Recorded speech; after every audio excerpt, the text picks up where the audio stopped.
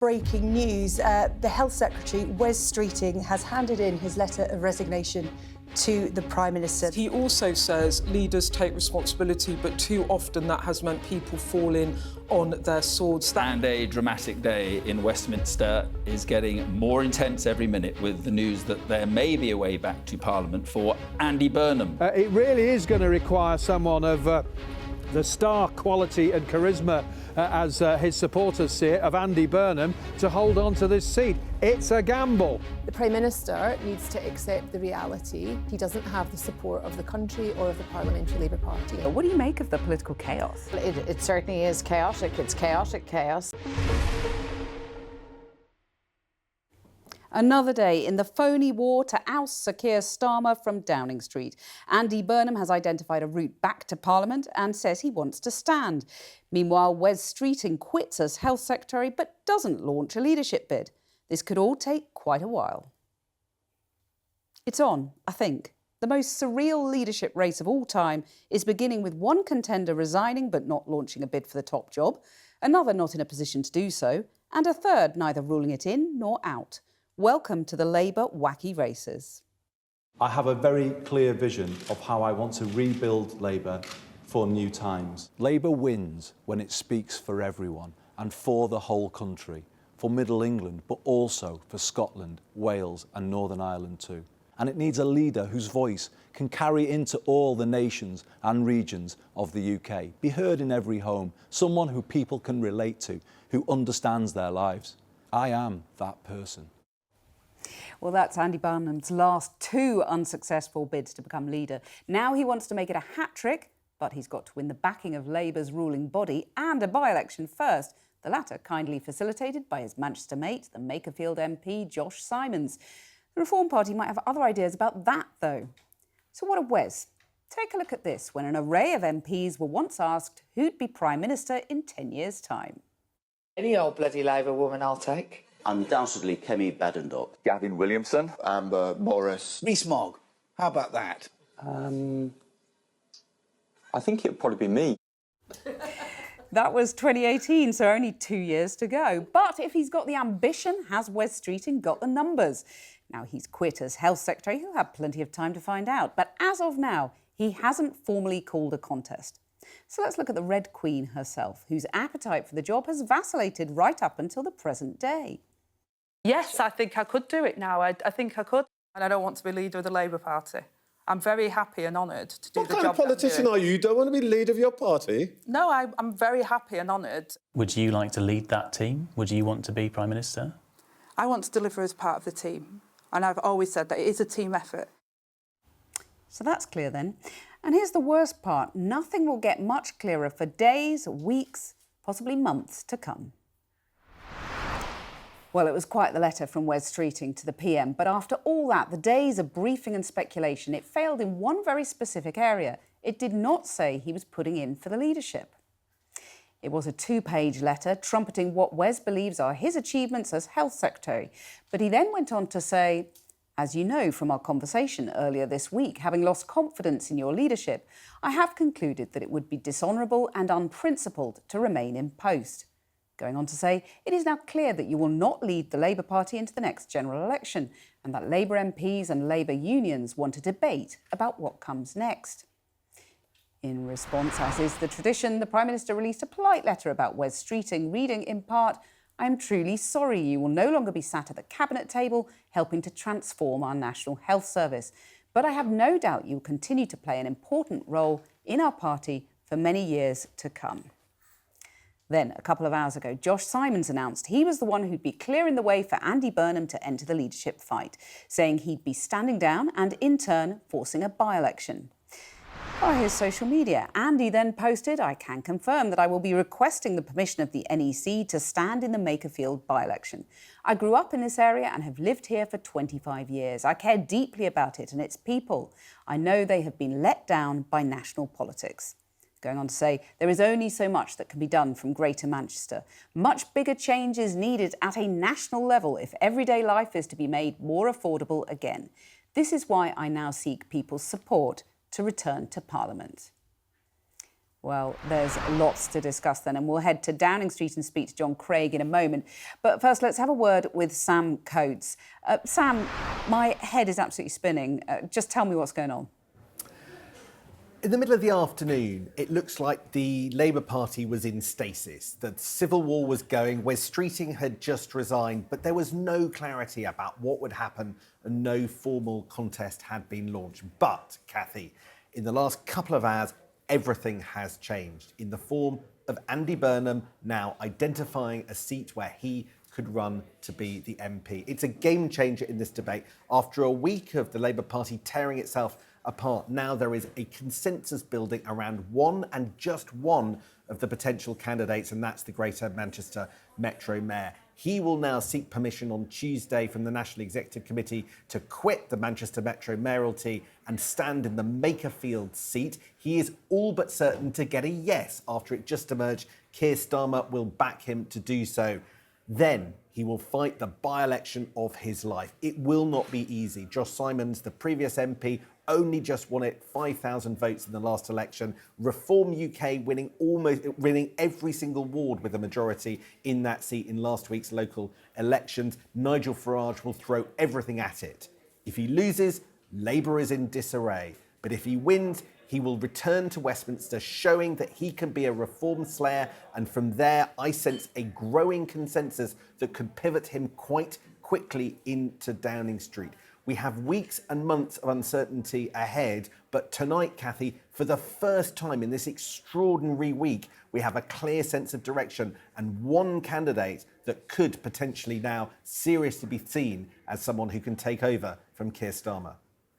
You could end up with Keir Starmer staying in office, given that all of those hurdles you've set out. You could have a Reform mayor in Manchester, a Reform MP in Makerfield, and Keir Starmer still in Downing Street. The absolute disastrous outcome for the Labour Party would be for it to put all its chips on Andy Burnham winning the Makerfield by-election, which will be in about 6 to 7 weeks, this side of the summer, and then he crashes down at the hands of Nigel Farage. Very real possibility. Andy Burnham has deliberately chosen not the easiest route to take to show the Labour Party he is something special. But what if he isn't? Because at that point, I have no idea what the Labour Party would do, and I suspect none of they do either. There's consensus that Keir Starmer can't go on, but tonight all the chips are on Andy Burnham. They'll all be thinking he better win it. Hell of a gamble. Sam, thanks very much for that. Well, let's turn now to our chief political correspondent, John Craig, who's in Downing Street for us. John, how do you think they'll be feeling inside number 10, behind that famous door right now? Well, the Prime Minister appears to have made a magnanimous gesture by halting his opposition to Mr Burnham standing in a parliamentary by-election. That decision will be taken by the National Executive next week. Remember, last time he was blocked heavily, 8-1, I think, from memory. The only one who supported him was Lucy Powell, the Deputy Leader of the party. But here, never mind being generous to Mr Burnham, there's fury at the decision by Josh Simons to step aside for Mr Burnham in Makerfield. That's in Wigan. It's more or less next door to his old seat of Lee, because Josh Simons was regarded here as one of their own. He ran the Labour Together think tank, which was a Starmerite body, until he had to quit he had to quit as a junior minister over a scandal over the smearing of Sunday Times journalists. He's an ally of Morgan McSweeney, who of course was until recently the Prime Minister's Chief of Staff. Now they are trying to suggest here that it's business as usual. For example, Victoria Starmer is, as we speak, hosting what seems like a fairly glittering reception for Elena Zelenska, the First Lady of Ukraine. There are First Ladies from all over Europe: Austria, Luxembourg, Czech Republic, Slovenia, Albania and Serbia, just to name but a few. The Prime Minister has been talking to the new First Minister of Wales, Rhyn ap Iorwerth, about matters of devolution. The First Minister wants more borrowing powers, more devolution, more spending powers and so on. Prime Minister's announced he's going to have a summit with all the First Ministers of Wales, Scotland and Northern Ireland in June, assuming he's still Prime Minister, of course. But glaring example of the paralysis in government. Here we are, 7:10. We still don't have a successor to Wes Streeting as Health Secretary, 6 hours later. Now, earlier in the week, those junior ministers who quit and parliamentary private secretaries were replaced straight away. Normally, when a minister quits in circumstances like this, they're replaced straight away, just to show that the job of government goes on. When Michael Heseltine stormed out of that door years ago, 1986, as quit as Defence Secretary over the Westlander saga, Margaret Thatcher replaced him straight away. Well, 6 hours. Dithering, or is it that he's offered the job to certain people, either at Minister of State level or Cabinet level, and they've said, no, I'm not going to serve in your Cabinet, you've only got a few more weeks in the job. So 6 hours later, we are still waiting. Why doesn't he offer it to Angela Rayner? She's looking for a Cabinet return. Perhaps she's turned it down as well. Well, we may hear who's the new Health Secretary is later tonight, but we're still waiting. John, thanks very much. And if there's any more breaking news, we'll obviously come back to you. We're joined here in the studio by Melanie Ward, who resigned this week as a parliamentary private secretary to David Lammy following extremely disappointing election results in Scotland. The MP for Cowdenbeath and Kirkcaldy said the Prime Minister had lost the confidence of the public. And my sofa duo tonight, Kwasi Kwarteng and Caroline Flint, are here as well. Melanie, first, are you pleased that Andy Burnham is standing? Because you're a Wes Streeting supporter, aren't you? I'm pleased that Andy is standing because I think the voters sent us a very clear message at the polls last week.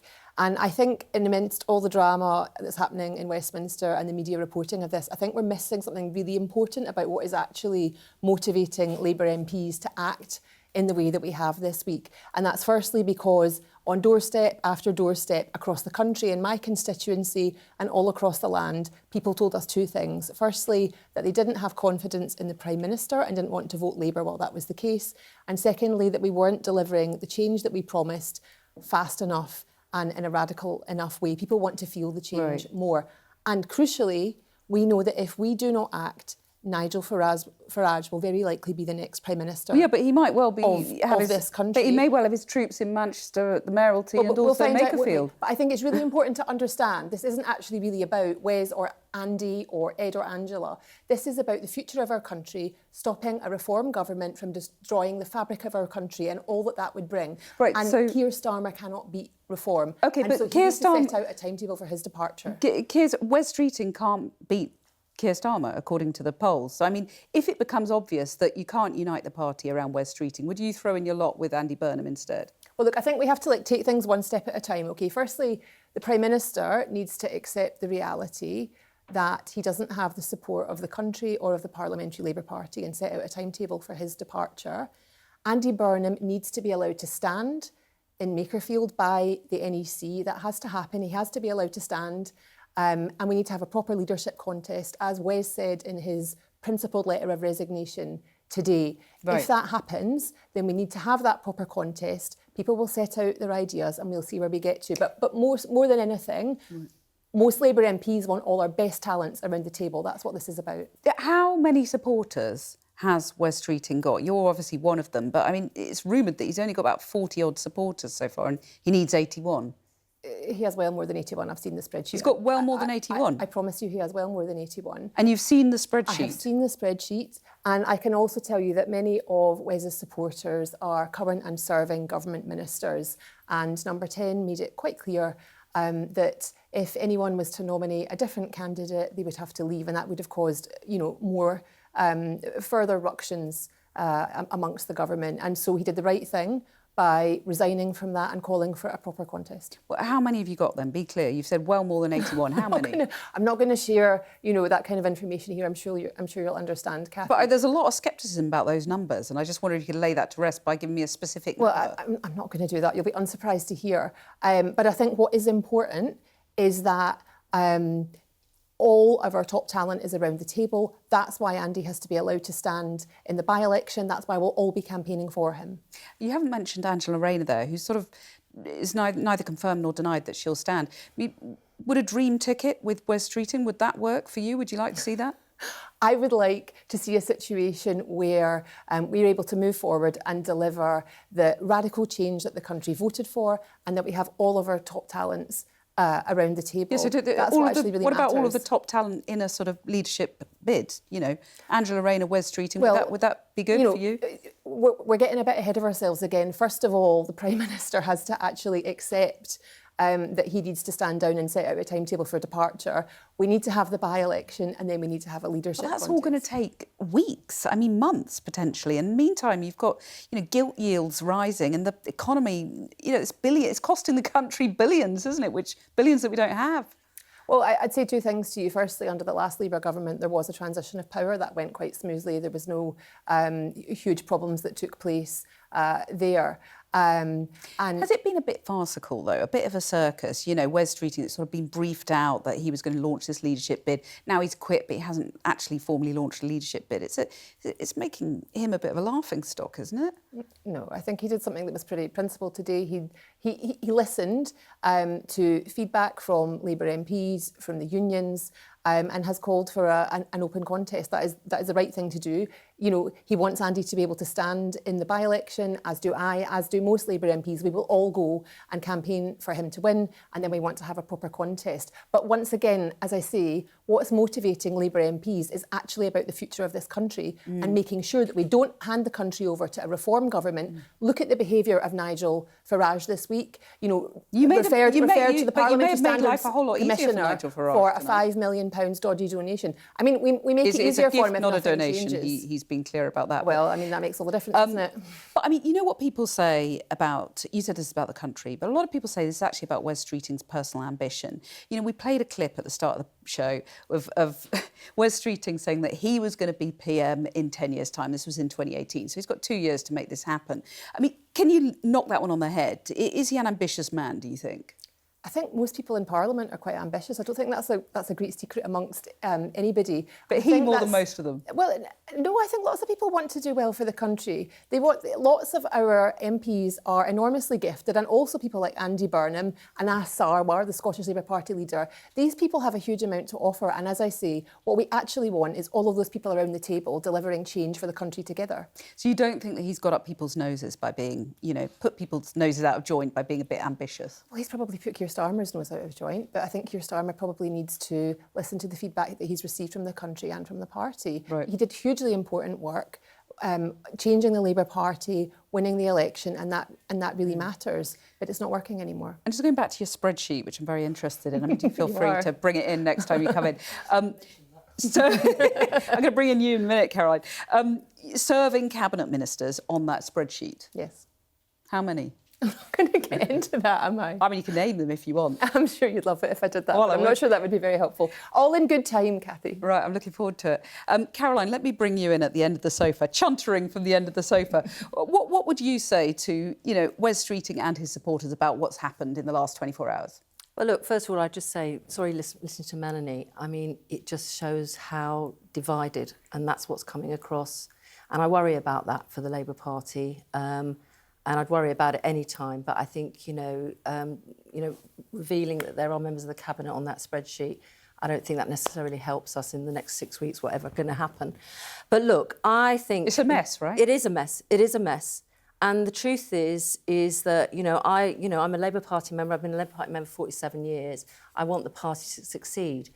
But whatever happens in the next 6 weeks, whether, Andy comes back in and is crowned as the new leader, whether there's a contest, the truth is actually dealing with the issues around why people are voting against us are not going to be solved with the magic wand of replacing the Prime Minister.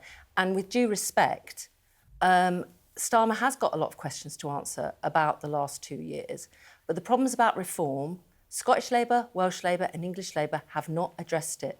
And that's why we've not actually had a convincing strategy to deal with it. Yeah, but do you blame? But is that Keir Starmer's fault? Well, I think it goes back way before actually Keir Starmer became Labour leader.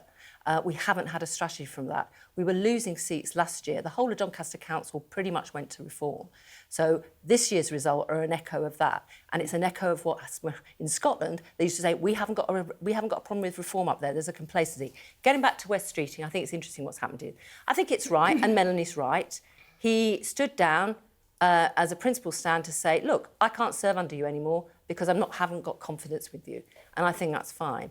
What's interesting about the choreography that's played out, Cathy, this week, is clearly whatever the numbers that Wes has got, and I don't doubt that, and I like Wes, he's a very You believe the spreadsheet? No, I mean, look, there's no point even getting into the numbers. The truth is he decided not to produce them. And then what we've had early evening is Josh Simons standing down in Makerfield, Andy saying he's going to step in and stand in that. It sounds like he's going to get the green light from the NEC. So it does sort of make me wonder a little bit is what might happen in the next 6 weeks. There is no pressure on Wes Streeting now, with a by-election in the offing, to produce any numbers. He can so you mean there's weeks of uncertainty ahead? No, but there's no pressure on Wes to reveal any numbers. Because he can wait until the outcome of the by-election. If Andy doesn't win, then we'll see more movement, and Wes will be in a position where it will be amongst those existing I want to bring MPs. you in just a second. If Andy does win, then again, according to Wes's letter, he could pile in behind Andy Burnham. OK, I want to bring you in a second, Kwasi, but let me put that point to you. Is it possible that Wes never actually launches a leadership bid, and as Caroline has just said, this is all a sort of tactic, and he could pile in behind Andy Burnham? What is it that's a tactic? Well, no, but Andy Burnham, if he wins, then Wes Streeting can reform. Yeah, exactly. Then Wes Streeting can pile in behind him. Is it possible that he doesn't actually launch a leadership bid now? I just think we're getting, again, I think we're getting way ahead of ourselves. I think they have the answer to the question. I think we're getting way ahead of ourselves, you know. But this is your answer your colleague's question. Is what possible? I don't think people go into a scenario, Melanie, where they step down from a cabinet position without having a strategy of how they might play it under different scenarios. And in this situation, with Andy come out saying, I'm going to stand this by-election, there's nothing for reason for Wes to declare, because he can just wait and see what happens. And he could and never then he can declare. play his cards differently depending on the outcome of that by-election. I don't think anybody is going to declare anything at the moment because there is no leadership contest. The Prime Minister maintains that he is staying. It's farcical, though, isn't it? The NEC needs to allow Andy to stand, and then we can take things one step at a time. But I think Wes has been pretty clear in what he's done. He's called for a fair and open contest. OK. And Andy has now declared that he's going to stand, and most of us want him to come back. Final question. Is all of this mess, the sort of farce, the circus, you've got to admit it's not tidy, is it a price worth paying if you get the leader you want in number 10? It's not about that. It is a price worth paying if we stop Nigel Farage and Reform destroying our country. That's what most Labour MPs care about. That's what is motivating us to act, because we cannot allow that to happen. Melanie, thank you very much for your time. And next time, bring your spreadsheet. I'd like to see it. Well, our political editor, Beth Rigby, has been speaking to Jess Phillips for the Electoral Dysfunction podcast. Jess, a former Home Office minister, resigned 2 days ago with a plea for bold leadership.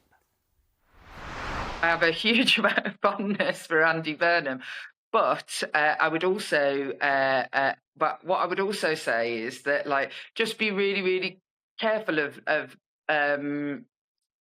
looking like it entitled. It looked like, there's a sort of level of entitlement that I feel like I'll just have X, Y and Z seat. I don't know, I'm really rooted in the place where I represent, maybe. And so I always think that it doesn't look great playing a sort of Game of Thrones. Yeah, I mean, you think the King of the North playing a Game of Thrones. I see what you did there. Did you mean to?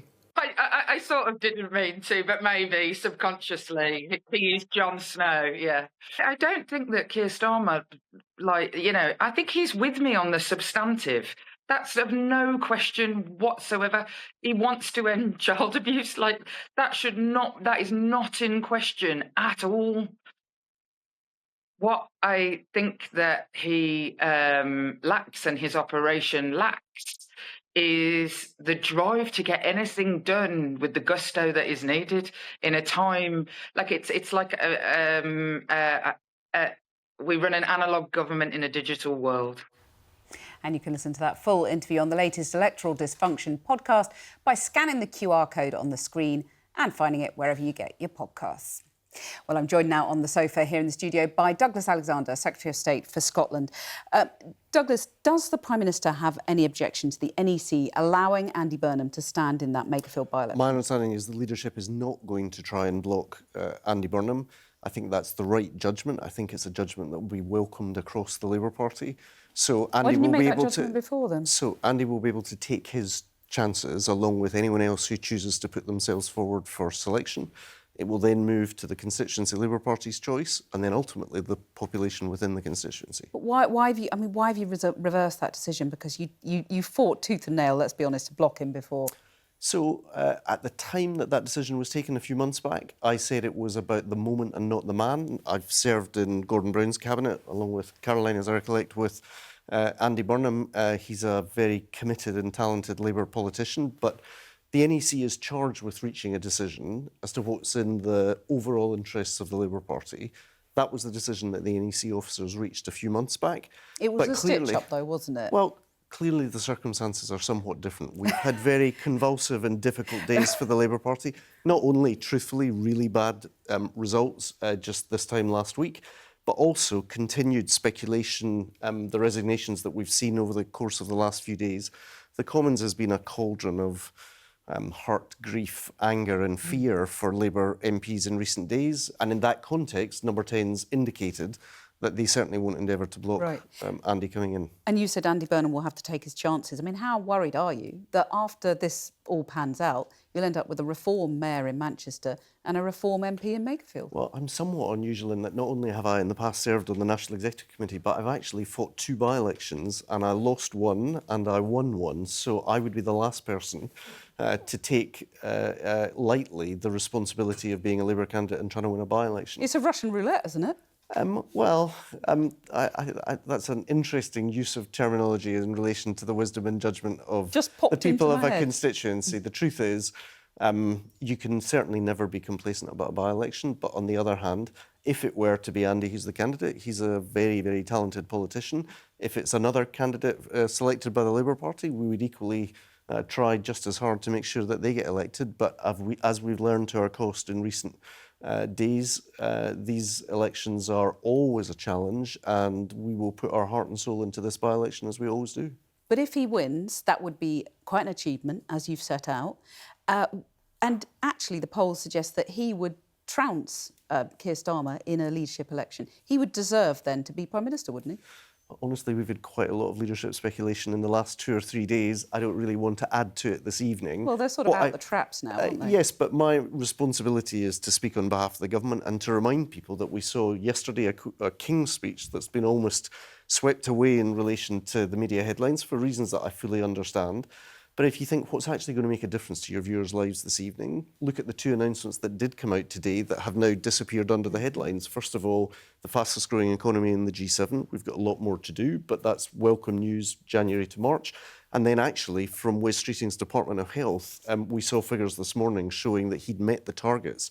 So real progress is being made, and our responsibility as government ministers, notwithstanding all of the political headlines, is to be able to focus on continuing that delivery in the months ahead. So we just heard from Melanie Ward, who's backing Wes Streeting. She's got a spreadsheet of all the people backing him. There are cabinet ministers on that spreadsheet, she says. You're not one of them, I take it. I don't know, I haven't seen her spreadsheet, but I'm supporting the Prime Minister and have supported the Prime Minister. Well, as I say, I'm supporting the Prime Minister full stop. I've been clear throughout that, and I'm happy to serve in the Prime Minister's cabinet. But he's in office and not in power, isn't he? Just let me finish the sentence. The truth is, there isn't a candidate in the field. As people were saying only this morning, if you have 81 signatures under the Labour Party rulebook, then that triggers a contest. The Prime Minister would naturally and appropriately automatically be in that contest. And in that sense, we are not in that place. And many people expected that this afternoon we might be in that place. Many commentators presumed that was the case. In fact, that turned out not to be the case. There have been lots of twists and turns in the course of the day, as you know as well as I do. But the reality is the Prime Minister has the support of the Cabinet. There is not a challenge to his leadership, and the work of government continues. But he is technically in office and not in power. So why would he go through the humiliation of putting himself forward in a leadership contest? Well, you're asking me to speculate about a leadership contest that hasn't started. A candidate is not in the field.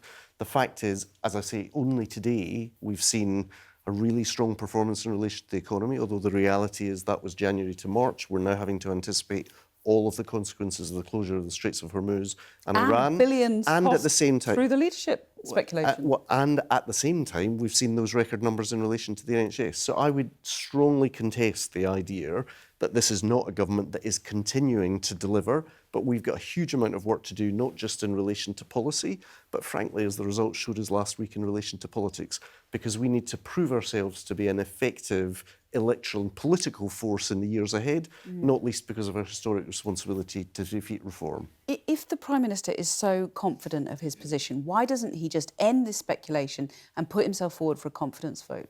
Because honestly, I think the Prime Minister is going to be focused on trying to bring the party together, while at the same time discharging his responsibilities in what is, to any reckoning, a very challenging set of circumstances, not just the state of public services that we inherited, or the economy, but a really challenging international situation. We've got 2 major global conflicts underway. I was speaking to the Foreign Secretary of Vet earlier today. She was on her way to Moldova, part of her continuing diplomatic work. Right across government, there are heavy and serious responsibilities.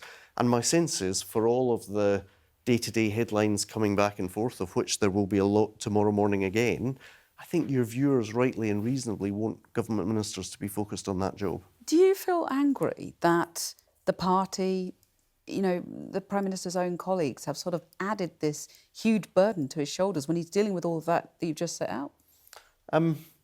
Listen, I think if you suffer election results as bad as we did, not just in Scotland, but in England and indeed in Wales last week, there was always going to be a wall of emotion. We've seen hugely talented councillors, members of the Scottish Parliament, Assembly members in Wales, lose their seats. These are friends, colleagues and comrades of cabinet members of the Parliamentary Labour Party. So I don't criticise anybody for the weight of emotion that has laid very heavily on the PLP in recent days, the Parliamentary Labour Party. That being said, I think we've got a real responsibility, given how challenging the international and domestic situation is to pause, reflect, learn lessons from those elections, because we need to learn lessons from those elections, but at the same time, discharge our responsibilities in a way that people observing us feel a degree of confidence that this is a government getting on with the job. Do you think the Prime Minister will still be Prime Minister this time next week? Yes, I do. Next month?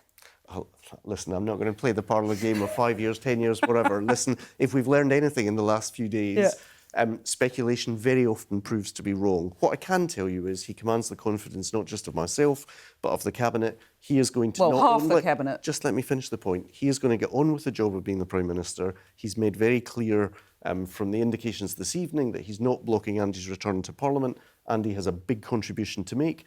But in the meantime, we're getting on with the job of government. Let me just, while you're here, let me just bring in Kwasi Kwarteng, former Chancellor. You've been setting out, you know, the performance of the economy. Kwasi, what would you say to Douglas Alexander here about the damage done to the economy from all this speculation? Well, look, I've seen gilt yields, as you remember, spike. They're a lot higher than they were when I was in office, oddly enough. And I think as long as this uncertainty continues, they're going to get worse. The interest rates will get worse. There's a lot of political uncertainty. And there are many things that Douglas said that resonated with me, because I've seen leaderships fizzle into nothing. Well, you also had the mini-budget. And no, everyone knows I had the mini-budget. I referred to it in the terms of the yields. Yeah, and it's now worse. The yields are higher than they were then.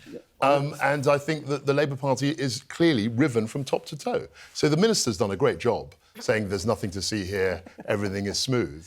Well, but actually, I see a very... Remember how you crucified him? Kwasi is being very kind, so I'm trying not to look at his brass neck. Because the idea that on gilt yields in particular, Kwasi and his colleagues are in a position to criticise any... Yeah, but they're higher now than they were then. The reality is the international situation has changed. You and Liz Truss cratered the British economy, and mortgage payers paid the price. So I think a little humility when it comes to gilt yields would be called for. But it is a fact that they are higher. And the war has been happening for 3 months. These yields have spiked in the last week, principally because of the chaos. And the Labour government came in saying that we're going to get rid of sleaze, get rid of chaos, and you've doubled down on both. As Clement Attlee once said, I think a period of silence would be welcome.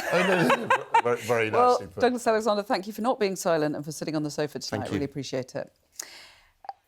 Well, we can now speak to Gemma Bolton, who's on Labour's ruling National Executive Committee, which will decide on the timetable for any leadership contest. Gemma Bolton, do you welcome the indication from Douglas Alexander there and the suggestion from Downing Street earlier that they will not be blocking Andy Burnham's candidacy for that by-election? Yeah, absolutely. And I think that we need our, as many people have said, best players on the pitch. And I think that Andy is probably best placed to be winning that election. I will reiterate that it is a decision fundamentally for the NEC. As I'm a member, and I'm hoping that it will be going to the full NEC for decision, unlike the last decision about Gorton and Denton that was taken as a decision of the officers. But no matter whether it's the officers' decision or for the NEC, it seems like hopefully Andy won't be blocked again and he'll have the opportunity to make his case to the voters in Makerfield. Right. And I mean, it's a big gamble, isn't it, as Douglas Alexander was just setting out. And that could actually end up bolstering reform by giving them another MP. I mean, absolutely. But Andy is uniquely placed politically to win seats like this for Labour and to beat reform. The question is, like, if he wins Makerfield, he'll be proving to members in the Labour Party, to MPs and to the public at large that he has got answers and he has got a challenge to reform if he's making that case to the people of Makerfield, which should take him forward if he does decide to stand for the leadership of the Labour Party going forward. Yeah. Can you give me any more details on the timetable of this contest and whether it will spin out in a way that will allow Andy Burnham to stand and, you know, or dovetail with whatever Wes Streeting is intending? I mean, politics has moved really fast today, so I can't tell you much. But I do know that the full NEC has a meeting on Tuesday, and I've been informed that the NEC officers will be meeting before that to have a discussion. I don't know whether they'll be trying to make a decision at that meeting or that decision will be taken for the NEC about the timetable for the by-election. In terms of a leadership election, obviously, with Starmer falling behind allowing Burnham to stand in this by-election, with the statement from Streeting saying that he wanted as wide a selection of candidates as possible, which I would welcome. I think that there needs to be a wide range of MPs putting forward a case of a range of different policy positions in a leadership election. So the sensible decision would be to leave it a little bit and allow Andy to put his name on that ballot to stand for leader when the time comes, but that has to be before a general election. Right, so let me just clarify. The by-election would be held in what, sort of maximum of 21 weeks? That's the quickest, 21 days, that's the quickest it could get done, is that right? Yeah, I don't think it can be any quicker than that. That would be quite ridiculous, but I think it would be a similar timetable to what Gorton and Denton was, but I don't have anything officially about that at the moment, but we should get that in the next few days. And then after that, leadership contest would be lasting several weeks. So we're talking about months until this whole process is clear. I think that would be a sensible plan. A number of months is still a swift turnaround to show to the electors who roundly rejected Labour's message at the local elections just a week ago that we mean change and that we are going to be presenting something different and that we can offer them the vision that people have for the future for a better, more equal society. Gemma Bolton, thanks very much for joining us. Well, now, on the sofa with me now is former chief economist at Goldman Sachs, Lord Jim O'Neill. Well, you heard the timetable being set out there. We've got months of uncertainty. What's the economic impact of that? I mean, some part of my brain thinks the whole country's living in cloud cuckoo land with it's like some kind of weird game show.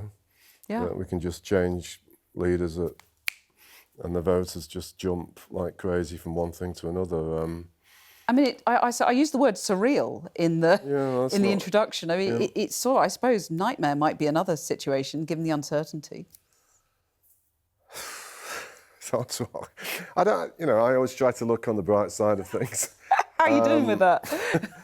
Yeah, what is quite funny having this chat today, of course, we've just had the latest GDP numbers. They're actually rather good. Yeah. And I also noticed that the so-called monthly PMI reading, which is the high-frequency monthly indicator, for April, despite it being now, you know, way after the war started, was also good. Right. It was the strongest for quite a while, so it's quite ironic in many ways, given the mood. But, I mean, of course, the GDP figures reflect the situation before the war in Iran. So, I mean, the GDP numbers do, but not the April purchasing manager. Right. No, that's why that is so interesting. So this is a self-inflicted wound from a government that otherwise was broadly going in the right direction economically. I mean, there were definitely some slow signs. The productivity numbers have ticked up for the first time in quite a long time. Very, very tentative and early evidence. But yeah, I mean, if you look at evidence and try to ignore all the emotion, a little bit, yeah. But obviously, it's not getting through to the public. And as we've seen today, there's quite a lot of people saying, me, me, me. Yeah, absolutely. Well, one of those saying me, me, me is Wes Streeting, I guess. Yeah. In his resignation letter, I just want to quote from that. He said, where we need vision, we have a vacuum. Where we need direction, we have drift. Does he have a point that Keir Starmer's arguably lacklustre government is damaging for Britain PLC? I mean, my answer is something sort of 40,000 feet higher than that. Somewhere along the line, I think I talked to you about this a while ago, somebody is going to emerge as a leader of this country that's going to be serious instead of stuck in this silly game of never doing anything about the triple lock, never doing anything about welfare payments, never doing anything about shifting housing towards land tax as opposed to what's on it. This thing about NHS spending is going to rise forever. I mean, somebody has got to sort it out. And everybody sees it as a sort of negative thing to deal with any of them. I think given how the mood of financial markets is about the UK, the reward for doing it is huge. Do you have someone in mind, that serious person? Part of my brain thinks it might require the financial markets to go into meltdown to force somebody to emerge, because that's what typically happens with policymakers' response in financial markets. You need a proper, serious wake-up call of stop playing around.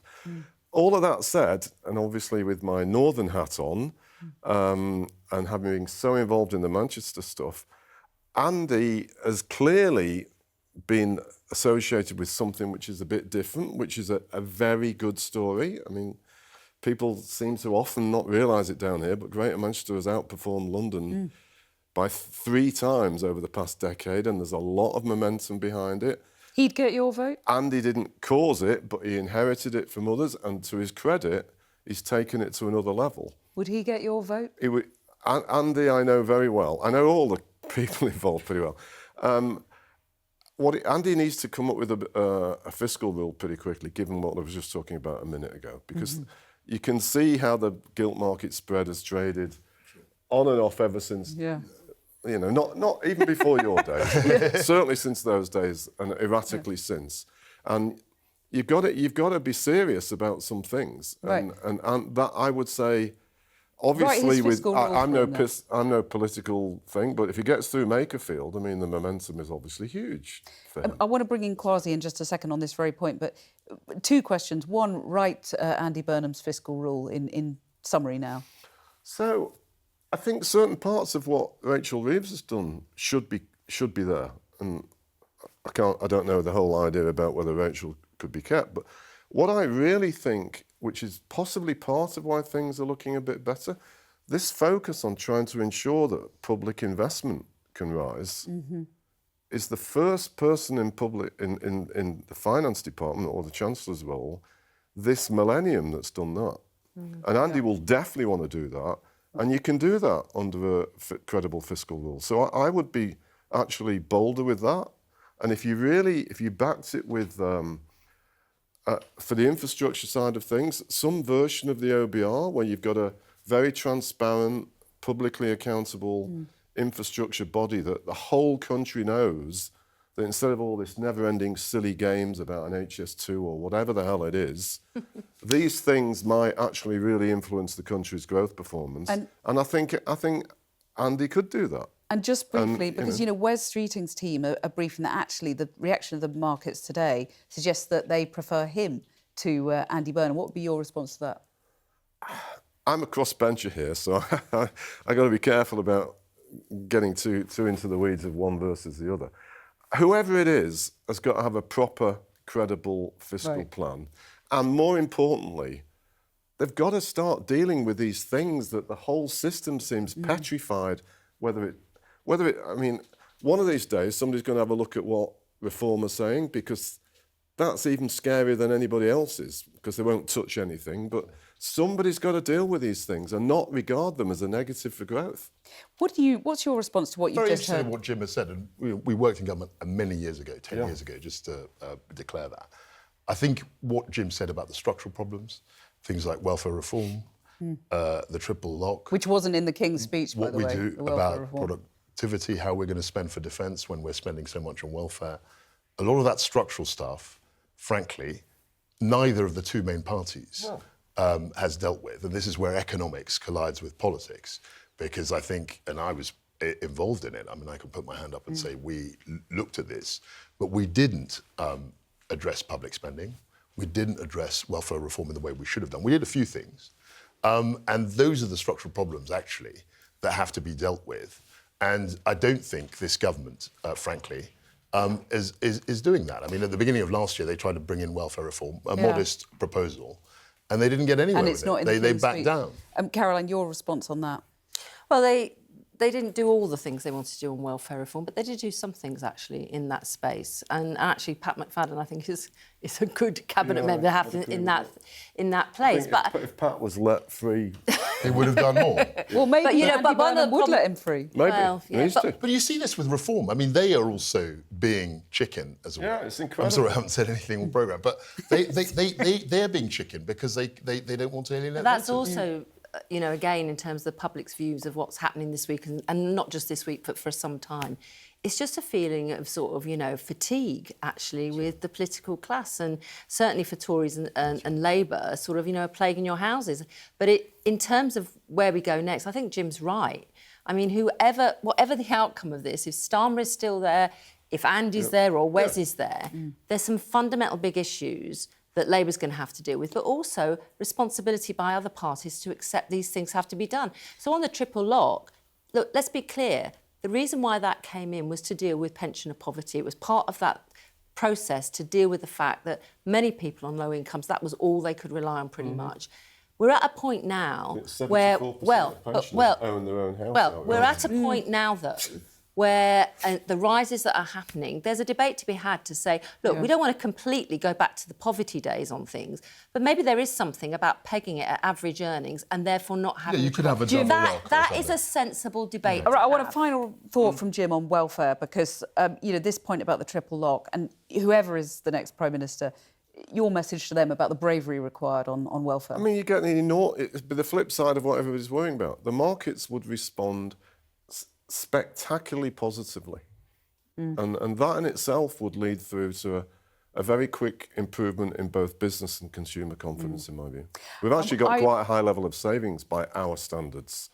And I think if you could breed some belief that there's a proper structural plan going on, I think the markets would respond very favourably. I definitely want to continue this discussion another time, because actually we thought about extending the show, and I wish we had now, because there's so much more to get into. But thank you very much for coming in.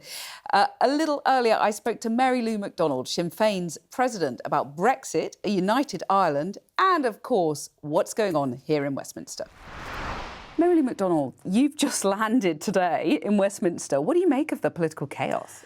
Well, it certainly is chaotic. It's chaotic chaos. It's reminiscent for me of Brexit. Do you know those moments where it was literally just from one moment to another, from one day to another, from one week to another, you wouldn't know what kind of craziness was about to emerge. So obviously it's for the Labour Party, the British Labour Party itself, to decide on leadership matters, and that's clearly in train. But I suppose from my perspective, when I see this level of drama and melodrama, it just makes me very anxious, because I know that it makes the job of those of us who care about Ireland, the north of Ireland, the need to make the case for more resources, for attention to be paid to our peace process, that are pressing for referendums for Irish reunification. All of that, of course, gets lost. I mean, these issues, Cathy, at the best of times, are marginal issues within the Westminster system. But when you have this drama going on, it's very difficult to get attention on these questions. I mean, is it an exaggeration to say that you worry about the sort of fate of the peace process when there is such chaos in Westminster? Is there a kind of, anxiety about that? Well, no, I I would certainly not go that far. I mean, the peace process is robust, it is strong. I think we can collectively commend ourselves and each other on achieving something absolutely extraordinary.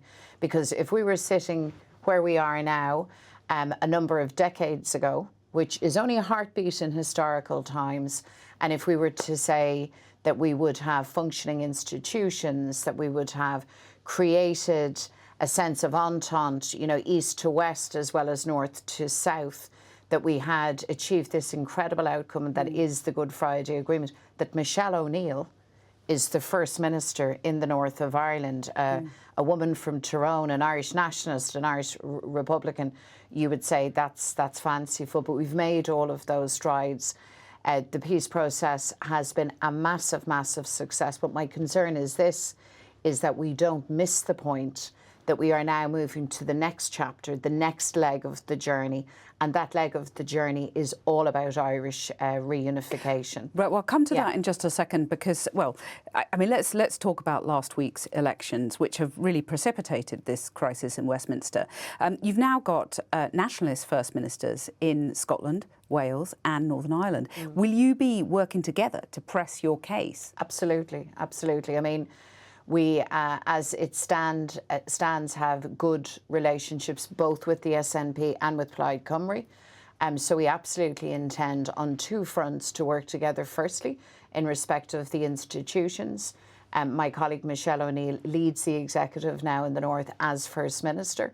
And there are pressing concerns around the cost of living, resourcing for public services, particularly health services, that are common to people all across the land, and those cases will be pressed collectively. But I mean, a lot of people who care about the union of the United Kingdom will sort of have shivers down their spine at the idea of, the three of you working together. I don't think anybody, I think people should actually take heart from the fact that people from very distinct scenarios, at different stages of their political evolution and their national story, can actually recognise that we have to deliver for people in the here and now. It matters that people are able to get by. It matters that you're able to pay your bills. We have that in common, so that case will be made. But of course, really the common powerful ground that we stand on is that for our purposes, we wish to have the referendums for the reunification of our country. And in the case of Scotland and Wales, the question of independence is now live again in a way that perhaps wasn't as tangible over the last number of years. But whoever's in number 10, they'll just say no to your demands, to the SNP's demands to Plaid. Whoever is in number 10 Downing Street would do well to remember that our right to a referendum is set out in the Good Friday Agreement. It's a settled matter. It's a matter of international law. So any Prime Minister... But it's also the right of the Secretary of State in Westminster to say no. There is that, but it is not in the gift of any British government to simply say to the Irish no. They have signed on for this agreement and we expect them to honour it. And for the Secretary of State or any serving Prime Minister, I think you would need to reflect very carefully on what you are doing here if you would seek to frustrate the progress of Ireland. Because all of this enterprise that has been about building peace, resolving conflict, it's about reconciliation too. At the core of it is the constitutional question of Ireland and our right to national self-determination. So I would submit that you frustrate that fundamental right, at great peril. That's not a good or a constructive, or I would say a sustainable position for any British government. Well, the reality is that Keir Starmer could potentially be gone within weeks. Potentially. We don't know what's going to pan out. Do you see Wes Streeting, Angela Rayner, Andy Burnham, which of those contenders do you see as most sympathetic to your cause? Well, I wouldn't make a judgment on that, but what I would say to Keir Starmer, and he is currently still the Prime Minister, if it is Keir Starmer or any other, I would forcibly remind them that they have obligations to Ireland and that they must be met. I mean, we all take a great sense of purpose, and I hope a sense of pride in the fact that we managed to solve, to resolve, to bring answers to a conflict that seemed intractable. Well, Kwasi Kwarteng and Caroline Flint are still with us on the sofa. Caroline, first, I mean, just looking back at what we've learnt today, what's sort of gobsmacked you most? Well, the choreography of what's happened today I found really interesting. I mean, look, Wes stood down in a principled way from being Secretary of State for Health, where he's done an amazing job, because he doesn't think Starmer can be the Prime Minister. But he didn't deliver his 81. Later on in the day, we thought that was it for the day. And then Josh Simon steps down from Makerfield, and Andy declares he's going to stand, if he's allowed, in that by-election. And it does make me wonder just how much, you know, the reference in Wes's letter about a broad group of people in a selection contest is tied in with the choreography of this, actually. Yeah. What, you mean they're sort of teeing up together? Well, I don't know, it's teeing up. It's a tag team. I don't know, I wonder Like whether there is a sort of thing going on here. It doesn't mean that Wes won't necessarily stand if there is a contest, but he can wait and see now what plays out. And he's got his spreadsheet, He's got his spreadsheet, and Melanie's told us about that. Sure. I'm not sure Wes will be happy about what was divulged with that tonight by Melanie, but there we go. But it is interesting because we've ended the day with Starmer not as comfortably as was 4 hours ago, but a lot of pressure on him with Andy Burnham. And Kwasi, you're obviously familiar with leadership contests past, but I mean, we're standing back. What do we learn? I think that what we forget, and what the Cabinet Minister Dougie Alexander was very good at glossing over, was that last week was a disaster. 60% of the Labour candidates, incumbents, as councillors, lost their seats. So it wasn't just an emotional spasm. The MPs are using their heads and thinking, actually... You did acknowledge that, how disastrous it was. But it was also a calculation. They want Starmer out because they think they're going to lose their seats. Yep. It's not just an emotional response. I mean, this is a reason, but also his speech, a rational response. His speech to a didn't crisis. help on Monday, sorry. No, it didn't. It didn't. Because it didn't really spur people on. All I would say is that we're in a kind of Mexican standoff. You know, if you see Reservoir Dogs, they're all pointing guns at each other. Wow. At the end. I mean, I don't want to over-egg that metaphor. Well, it's civil war in Labour. Yeah, I mean, clearly the party's totally riven from top to toe. They're all pointing guns at each other, metaphorically. And we don't know how this is going to resolve itself. Well, it will be resolved in a sense, because whatever the outcome, the person who wins will be taking Labour into the next general election. Yeah, that is something we know with certainty tonight. Yeah, absolutely. Well, it's an absolute pleasure to have you both on the sofa. We could have had a longer programme. Next time we will, but it's been very revealing. That is all from us for now on a day when the key players have stayed in the shadows and the airwaves have been filled with talk of letters, tweets and statements. But one thing is clear, I think. The leadership race is on. Probably. Goodbye for now.